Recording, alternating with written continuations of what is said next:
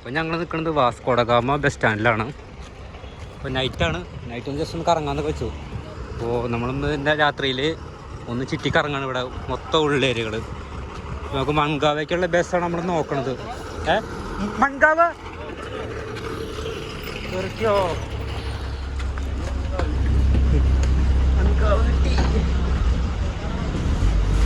ആകെ പൊടിയാണല്ലോടാ. ഓടാത്ത ബസ്സാവും. വാ കയറി. കറക്റ്റ് സമയത്തിനകത്ത് ബസ് കിട്ടി. കൂട്ടാനുണ്ടായിരുന്നു. ഒമ്പരക്കാണ് ട്രെയിനുള്ളത്. നല്ല ബസ്സാണ്.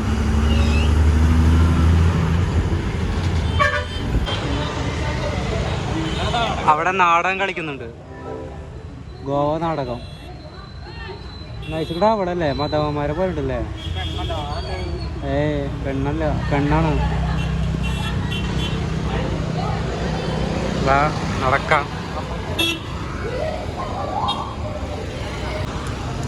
ഇവിടെ എന്തൊക്കെയോ ഉത്സവം തോന്നുന്നു.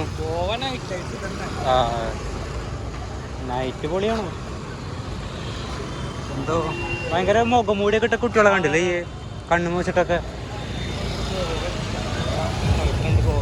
ഭയങ്കര പ്രോഗ്രാമൊക്കെയാണ്.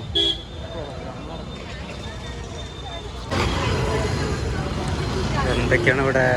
30, 20 എന്താ 20. എവിടെയും പ്രശ്നം ഫുഡ് തന്നെയാണ്. വില കുറഞ്ഞ ഫുഡ് നമ്മൾ നോക്കുക. നാളെ കിട്ടിക്കഴിഞ്ഞാൽ എത്ര ഇത് എന്താ ഇവിടെ?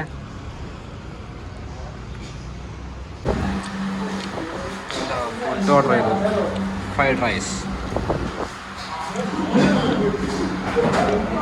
വെള്ളം വേറെ കഴിക്കുന്ന നല്ല മെസ്സപ്പുണ്ട്. അപ്പോൾ ഗോവ റെയിൽവേ സ്റ്റേഷനിൽ എത്തിയിട്ടുണ്ട്. അപ്പോൾ ഒന്നാമത്തെ പ്ലാറ്റ്ഫോമിൽ നമ്മൾ നിൽക്കുന്നത്. രണ്ടാമത്തേലാണ് ട്രെയിൻ വരിക.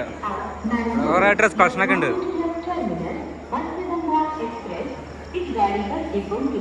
നല്ല ക്ലോത്തിലായിട്ടുള്ളത്. നല്ല രസമുണ്ട് കാണാം.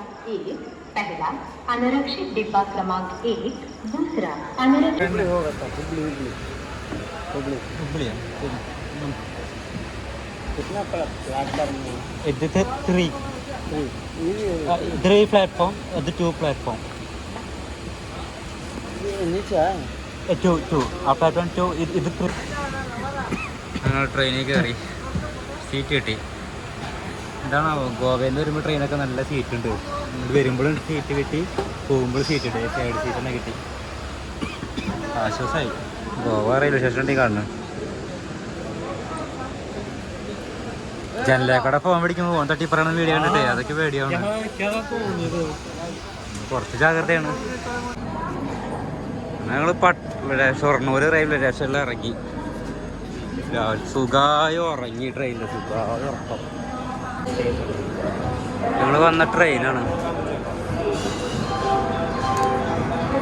എന്താ വെച്ചാൽ അവിടുന്ന് ഒരു 9 രാത്രി കയറി ഇവിടെ ഷൊർണൂർ എത്തുമ്പോൾ 8 മണിയായി. കുറ്റിപ്പുറത്തെ പട്ടാമ്പിയിൽ സ്റ്റോപ്പില്ല. ഷൊർണൂർ എത്തുമ്പോൾ പിന്നെ ഇവിടെ പിടിച്ചിട്ടും ട്രെയിൻ കുറേ ടൈമാവും. ഞങ്ങൾ പിന്നെ ഇവിടെ തൃശ്ശൂർ പണി നടക്കുകയല്ലേ, സുഖമല്ല.